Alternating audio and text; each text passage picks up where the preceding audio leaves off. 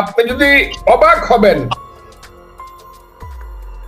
আজকে আমাকে বলছে, কে বলছে আমি বলবো না, কারণ আমি প্রতিদিন হাঁটতে যেতাম, এখন আর হাঁটতে যাই না।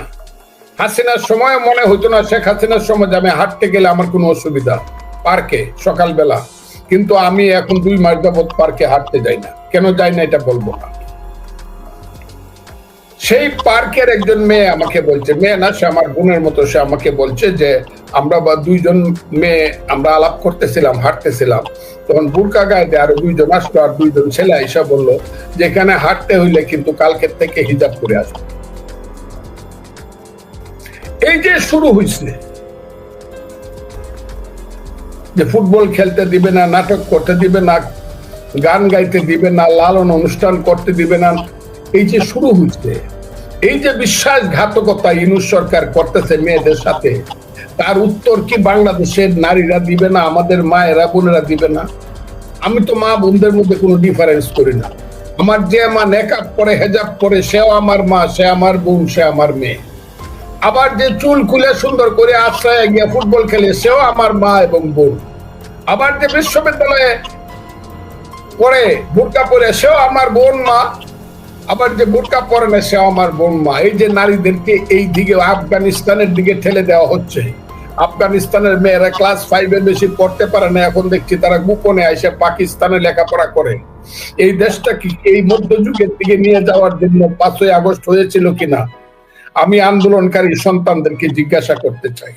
তোমরা এই দেশটাকে কোথায় নিতে চাও, এটা দয়া করে বলো তোমরা, না হলে আমাদেরকে মেরে ফেলো। তোমরা এসে ব্রাশ ফায়ার করে আমাদেরকে মেরে যাও যে তারা এই পৃথিবীতে কেন জন্মগ্রহণ করে, যুদ্ধ করে কেন দেশ স্বাধীন করছে। কিন্তু বাঙালি জাতি সত্তার লোক 99%। যতদিন বাঙালি থাকবে আওয়ামী লীগের রাজনীতিতে থেকে যাবে। ধন্যবাদ স্যার আপনাকে। আমি একটা যে কথাটা 1 মিনিট না হলে ভুল হবে। আর যতদিন এই দেশে কিন্তু 92% মুসলিম, জি, 92% মুসলিমের দেশ, জামাত থাকুক আর না থাকুক, এইখানে ধর্মের নাম, ইসলাম ধর্মের নামে রাজনীতি থেকে যাবে, এটাকে বাদ দেওয়া যাবে। আমি বলছি, আজকে বলি ছাত্রলীগকে নিষিদ্ধ করা হয়েছে, ইতিহাসের একটা অংশ ছাত্রলীগ, ওরা অনেক খারাপ কাজ করছে, আমার সন্তান তুল্য, তারপরও কোন সংগঠনে নিষিদ্ধ হোক, এটা আমার দল চায় না, আমি চাই না, কেউই না, এবং সে নিষিদ্ধ করে কাউকে রাখাও যায় না। এখন কোন নিষিদ্ধের পক্ষে আমরা না। এই ছাত্রলীগ, আমি জানি না, বাংলাদেশে হয়তো একটা সময় যাবে যে সময়টা অনেক বেশি অন্ধকারের যুগ যাবে। একটা পর্যায়ে সূর্য যখন উঠবে তখন বোঝা যাবে দেশপ্রেমিক কারা, এবং তখন ছাত্র সংগঠন নতুন ভাবে গড়ে উঠবে বলে আমি না থাকলে একটা দেশে কিছু লোক, সেই দেশটা মৃত প্রায় বা মৃত দেশ। যে 26 জন বঙ্গবন্ধুর বাড়ির ব্যাপারে স্টেটমেন্ট করছে, তাদের নামটা কিন্তু ইতিহাসে একদিন থেকে যাবে যে এই লোকজন প্রতিবাদ করছিল। আমি তাদেরকে ধন্যবাদও দিব না, তাদেরকে আমি ছোটও করব না। আমি আপনাকে বলি, আমি যেভাবে কথাটা বলছি আপনি শুনেছেন, আমি বলছি শেখ মুজিবের বাড়িটা পুড়ে দেওয়া উচিত, কারণ এই লোকটা এই আমাদের খুব সর্বনাশ করছে। আমরা যারা স্বাধীন পাকিস্তান চাইতাম, এই লোকটাই ৬৬ সনে ৬ দফা দিয়া কইছে যে পাকিস্তানেরা আমাদেরকে শোষণ করে, পাঞ্জাবিরা আমাদেরকে লুট করে, আমার সম্পদ সোনার বাংলা শ্মশান হচ্ছে। এই লোকটাই আমাদের মুখে ভাষা দিল, তুমি কে আমি কে, বাঙালি বাঙালি, তোমার আমার ঠিকানা পদ্মা মেঘনা যমুনা, রক্ত শুদ্ধ উঠেছে। আমি কথাগুলা বলছি বাড়ির ব্যাপারে, বীর বাঙালি জেগেছে। এইটা বলার কারণে মানুষ যে ডাকলো, যুদ্ধ হইলো, একটা বাংলাদেশ হয়ে গেল। তা না হইলে আমরা পাকিস্তানে, কত সুন্দর পাকিস্তান ছিল, আমরা থাকতাম, আমাদের সুন্দরী বোনগুলারে পাকিস্তানি পাঞ্জাবি ছেলেরা বিয়ে করতো, আমাদের কত সুন্দর বাগনা বাগনি হইতো, আদমজির কল কারখানা থাকতো, ইস্পাহানি দাওয়াত বাউনদের থাকতো, আমরা এটার কর্মচারী থাকতাম, অথবা তাদের দারোয়ান থাকতাম। আদমজির নাতির গাড়ি গেলে গুলশানের সামনে দাঁড়ায় রোলস রয়েস দেখে আমরা হাততালি দিতাম। শেখ মুজিবুর রহমান এই কামটা খুব খারাপ করছে দেশটারে এই দিকে নিয়ে, এটা আমি বলছি কথাটা, তার বাড়িটা। কিন্তু আপনাদেরকে বলি যেটা সবচেয়ে দুর্ভাগ্যজনক, কিশোরগঞ্জের মতো একটা জায়গাতে, যেটা আমার জেলা, সেইখানে জাতীয় চার নেতা, আমি নাইবা বললাম, জাতীয় চার নেতা সবাই জানে এরা কারা। এরা মুক্তিযুদ্ধের সময় 4 জনই মন্ত্রী ছিলেন। সৈয়দ নজরুল ভারপ্রাপ্ত রাষ্ট্রপতি, মুজিবনগর সরকারের তাজউদ্দিন আহমদ বাংলাদেশের প্রথম প্রধানমন্ত্রী, মনসুর আলী কামরুজ্জামান তাদের স্ট্যাচু ভাঙ্গা ঘুরায় দিছে। আর সবচেয়ে দুর্ভাগ্যজনক হলো এর সঙ্গে সঙ্গে তারা 7 জন যে বীর শ্রেষ্ঠ তাদের স্কাল্পচার গুলো, ভাস্কর্য গুলো ভাঙ্গা চুরমার করে দিচ্ছে।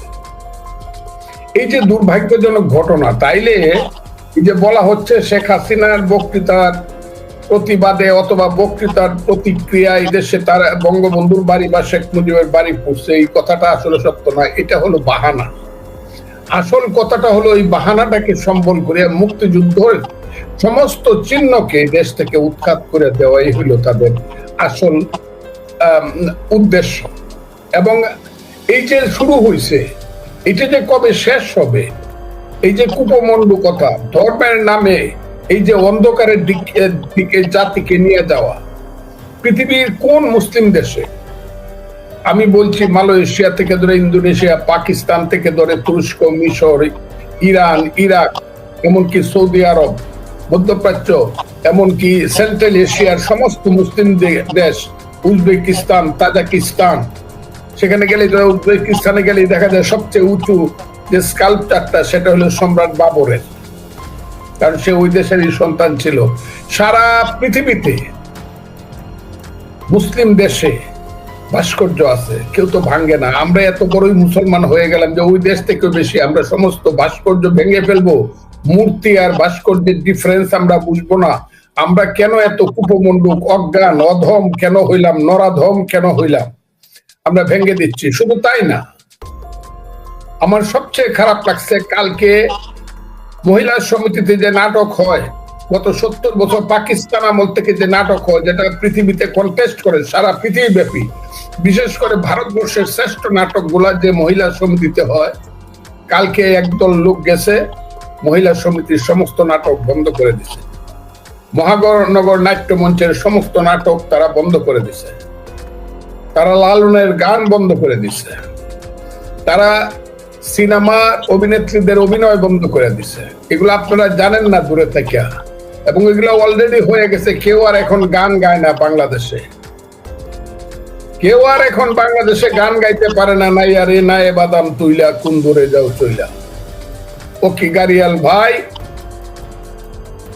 এই গান আর কেউ গাইতে পারে না। এখন আর গান গাওয়ার কিছু নাই। এখন মেয়েদেরকে ফুটবল খেলতে দেওয়া হয় না। এই সরকার, ইউনূস সাহেবের সরকার মেয়েদের সাথে সবচেয়ে বড় বিশ্বাসঘাতকতা করছে। কারণ ইউনূস সরকারের আন্দোলনে, ইউনূস সাহেব ছিলেন না আন্দোলনে, ছাত্রদের আন্দোলনে, এই ছেলেদেরকে আমি জিজ্ঞাসা করি, তোমরা তোমাদের মা বাবার কসম খায়া বলো, তোমরা বেশি আন্দোলন করছো না ইউনিভার্সিটির মেয়েরা বেশি আন্দোলন? তোমাদের মা বাবার কসম দিলাম তোমাদেরকে, নাকি বিকারুন্নেসের মেয়েরা বেশি, নাকি ইডেনের মেয়েরা বেশি, নাকি রুকেয়া হলের মেয়েরা বেশি, নাকি তোমরা বেশি আন্দোলন করো?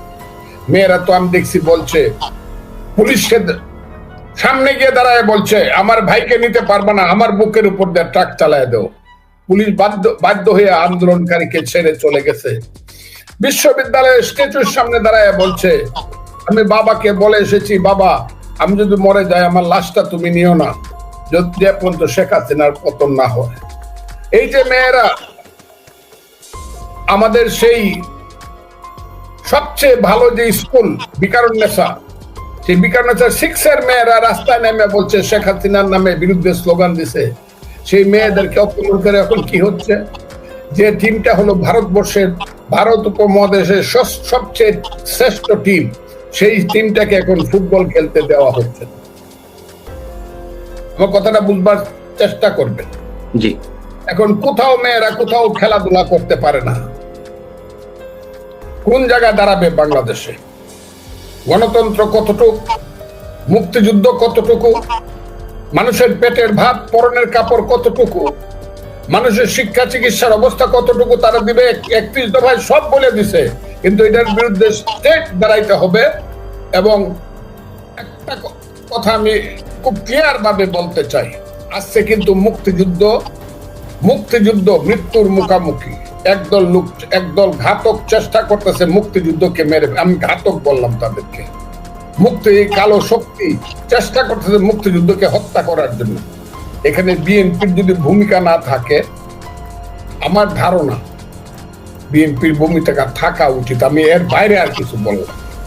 মুক্তিযুদ্ধ সম্পর্কে বিএনপির সুস্পষ্ট বক্তব্য থাকা উচিত। এই জায়গাতে না, একটা রাষ্ট্র নির্ভর করে তার ফিলোসফি কি, তার ইডিওলজি কি, তার স্ট্যান্ড পয়েন্ট কি, তার পিলার কি, তার মূলনীতি কি, সবকিছুর উপর একটা রাষ্ট্র নির্ভর করে। খালি আমি ক্ষমতায় গেলাম কি গেলাম না সেটা পরের ব্যাপার, কিন্তু নির্দিষ্টভাবে মুক্তিযুদ্ধ যে বাংলাদেশের মা, বাংলাদেশ মুক্তিযুদ্ধের পেট ছিঁড়ে যে বাংলাদেশের সৃষ্টি হয়েছে, এই জায়গাটা কেউ না কেউ এটাকে প্রতিষ্ঠিত বা এটাকে প্রকাশ করতে এটার পক্ষে দাঁড়াইতে হবে। আর মুক্তিযুদ্ধ যদি বাদ দিয়ে দেন, it is not Bangladesh, it is not Bangladesh. কারণ মুক্তিযুদ্ধের পরেই দেশের নাম, মধ্য দিয়ে দেশের নাম বাংলাদেশ, এর আগে তো পাকিস্তান ছিল। কাজে যারা মুক্তিযুদ্ধ চান লিখতে হবে পূর্ব পাকিস্তান, লেখেন আগে, লিখে তারপরে রাজনীতি করেন। বিএনপির তো নামের একেবারে প্রথমটাই বাংলাদেশ জাতীয়তাবাদী দল। কাজে আমি আজকে বলি, আপনারা যে প্রশ্নটা তুলতেছেন এইগুলা খুব কঠিন প্রশ্ন, কিন্তু বিএনপির কাছ থেকে কিন্তু বাংলাদেশের মানুষ অনেক কিছু আশা করে, অনেক সুস্পষ্ট বক্তব্য আশা করে। খালি ক্ষমতায় যাইতে চাই একটা অনেক সুস্পষ্ট বক্তব্য বিএনপির কাছ থেকে আশা করে। আমার দল সেটা দিচ্ছে। আমাদের নেতা তারেক রহমান সাহেব, ভারপ্রাপ্ত চেয়ারম্যান, তিনি অনেক ম্যাচিউর বক্তব্য এখন রাখছেন, কিন্তু দেশের ভিতরে যা হচ্ছে সেটা আমার কাছে খুব সুস্পষ্ট ভাবে মনে হচ্ছে না একটা রাষ্ট্র যন্ত্রকে দায়িত্ব নেওয়ার মতো করে যে প্রিপারেশন, এই প্রিপারেশনটা তারা সঠিকভাবে নিচ্ছে। আর যে কথাটা জমির চৌধুরী বললো আওয়ামী লীগের ব্যাপারে, আওয়ামী লীগ আসবে কি আসবে না, থাকবে কি থাকবে না, এই কথাটা আমার মুখ দিয়ে না বলা নেই ভালো। কারণ আমি এই কথা কইতে কইতে আমাকে সবাই বলে তো বিএনপি করে না, সে আওয়ামী লীগের দালালি, আমাকে দিয়ে বলায়েন না। আমি মনে করি আওয়ামী লীগ হোক বিএনপি হোক, আওয়ামী লীগকে এখন বললেও, আওয়ামী লীগ যদি বলে ইউনূস সাহেব ডাকে, তাও আসতে পারবে না।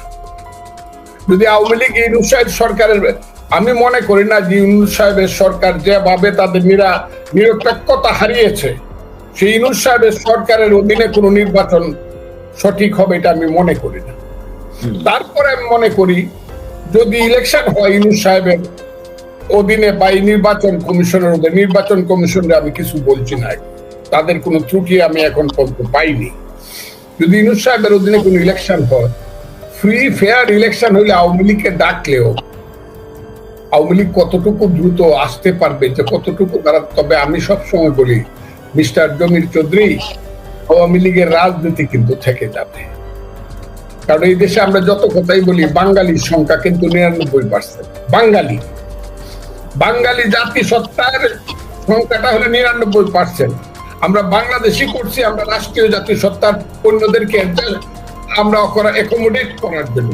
যে ৫ই আগস্টের সঙ্গে এখন ইউনূস সাহেব সহ সবাই, এই সরকার এবং তাদের পিছনে যে একটা কালো শক্তি আছে, অন্ধকারের শক্তিরা সবই বিশ্বাসঘাতকতা করেছে। কেন আমি কথাটা বলছিলাম? আমি এই কারণে বলছিলাম, প্রথমে শুরু হইলো আন্দোলনটা একটা নির্দোষ আন্দোলন, ওটা কথা চাই না। তারপর আস্তে আস্তে সেই আন্দোলনটা সুপ্রিম কোর্টের এপিলেট ডিভিশনের জাজমেন্টের পরে সেই আন্দোলনটা এক দফায় গেল।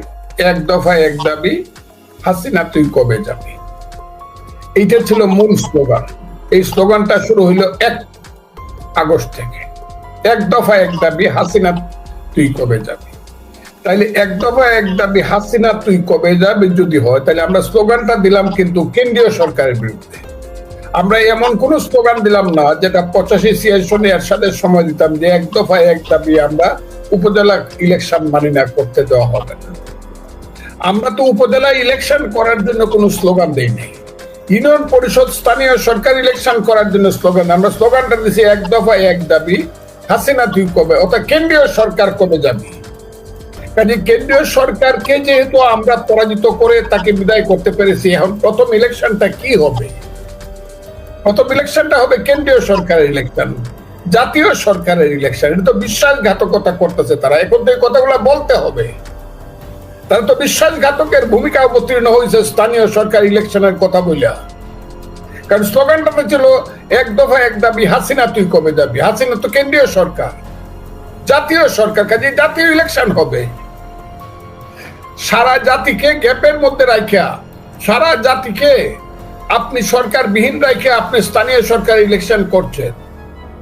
এইগুলো তো মার্শাল ওই আইয়ুব খান যেটা করছিল 62 সনে, সেই আইন করতেছেন। সেই আইন করিয়া এখন এমন একটা অবস্থায় চলে গেছে দেশ। এই অবস্থা থেকে দেশকে যদি বেরোতে হয়, আমি জানি না কি হবে।